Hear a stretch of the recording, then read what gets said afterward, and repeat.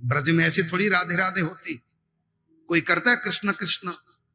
अयोध्या में तो सब राम राम जी कर देंगे, लेकिन ब्रज में कोई कृष्ण कृष्ण नहीं कहता। क्या कहते हैं? राधे राधे। आखिर क्या बात है? और राधा रानी, कृष्ण को कोई राजा नहीं कहता। हाँ, राम जी को कहेंगे राजा राम, लेकिन सीता को कोई रानी नहीं कहता। सीता रानी कभी सुना है शब्द? सीता देवी, सीता माता सब कहेंगे, लेकिन सीता रानी कोई नहीं कहता। कारण क्या? राम जी को राजा कह देंगे, लेकिन सीता को रानी नहीं। क्यों? क्योंकि जब राजा राम बने तो उस समय सीता जी वनवास नहीं हो गई, रानी का सुख नहीं।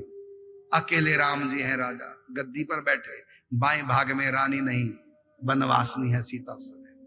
और लेकिन यहां ब्रज में उल्टा है, यहां कृष्ण राजा नहीं है, यहां ब्रज की रानी है।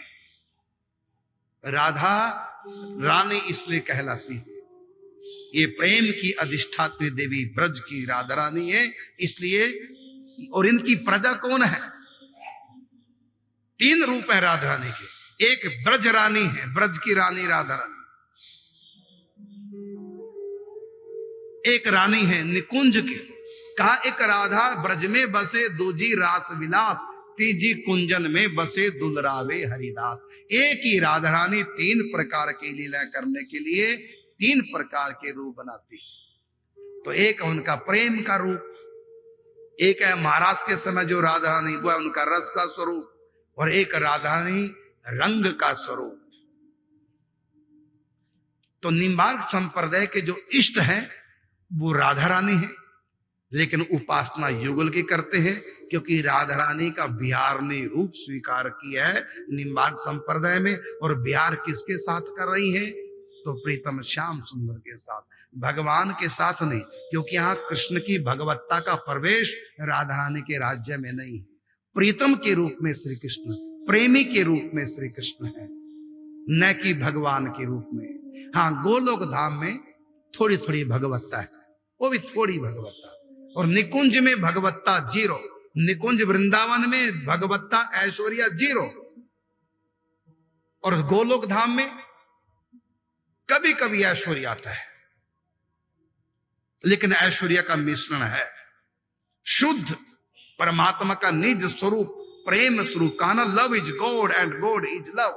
वेद ने जिसको रसो वैसा कहा, वो जो उनका सबसे गुप्त रूप है वह है निकुंज वृंदावन में, वही उनका निज स्वरूप है। प्रेम रस रंग ये भगवान का निज स्वभाव है।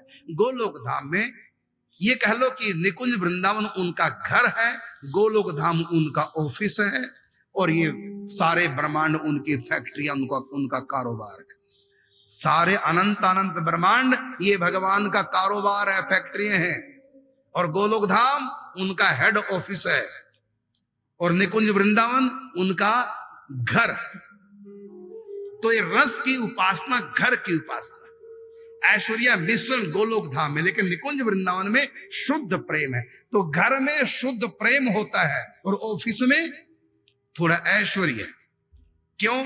इतनी फैक्ट्रियों का मालिक साहब आए हैं, वहां थोड़ा ऐश्वर्या मिश्रण, लेकिन घर में केवल माधुर्य प्रेम। तो श्री कृष्ण का निकुंज में प्रेम, निकुंज वृंदावन में उनका घर है। तो निकुंज वृंदावन उनका निज घर श्यामा श्याम, और गोलोक धाम उनका हेड ऑफिस, और ये अनंत अनंत ब्रह्मांड उनका कारोबार है।